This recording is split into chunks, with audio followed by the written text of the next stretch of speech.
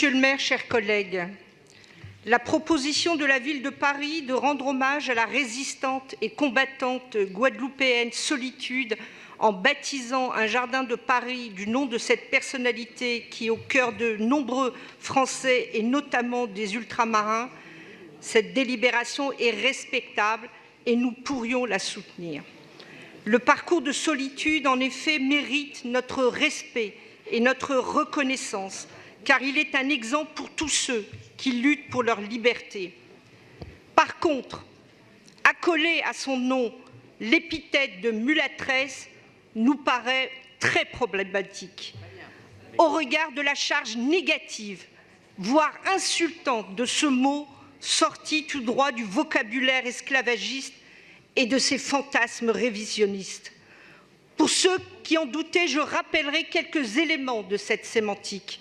Les esclavagistes européens avaient pris l'habitude d'appeler mulets ou mules, puis mulâtres, les enfants issus de leurs relations sexuelles, que dire de leur viol sur les esclaves africaines.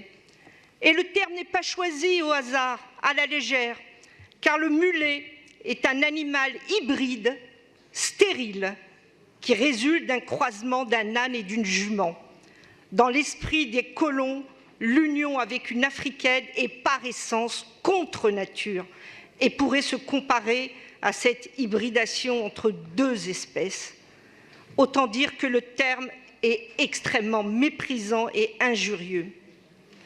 Mesdames et messieurs, il faut être vigilant, car à l'heure où les populistes nostalgiques d'un passé révolu donnent de la voix, à l'heure où dans une chaîne publique, de télévision publique, dans une émission très regardée, une chroniqueuse, écrivain par ailleurs, banalise l'esclavage et l'asservissement de l'homme par l'homme, baptiser un jardin de Paris au nom d'une héroïne victime de l'esclavage était un grand signe d'espérance.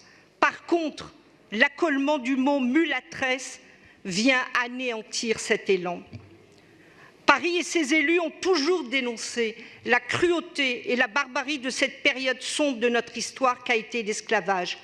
La maire de Paris elle-même a su trouver les mots justes en se recueillant ce 10 mai dernier à la place 4 août devant les fers de l'esclavage pour témoigner de son aversion pour cette négation et pour cette déshumanisation de l'homme. Vous le savez, cet asservissement est passé par la violence physique, par la violence psychologique, mais aussi par la violence symbolique, par la violence des mots et de la sémantique. Albert Camus disait « Mal nommer les choses, c'est ajouter au malheur du monde ». La combattante Solitude n'a pas besoin de l'épithète infamant de mulatto pour exister dans nos mémoires.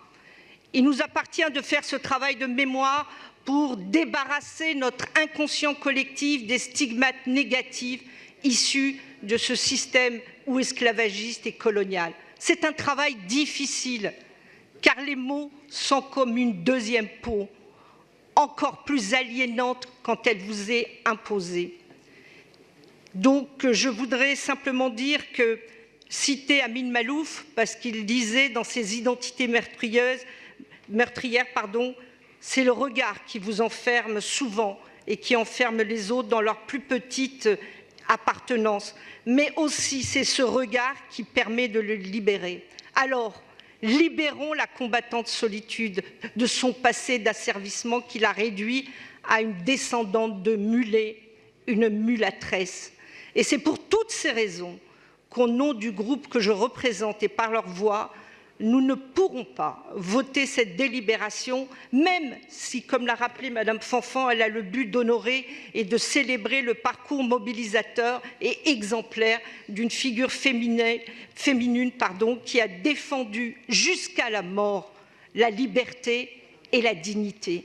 C'est au nom de cette dignité que je vous demande de surseoir à l'appellation de mulâtresse dans l'attente d'une étude plus approfondie d'experts compétents.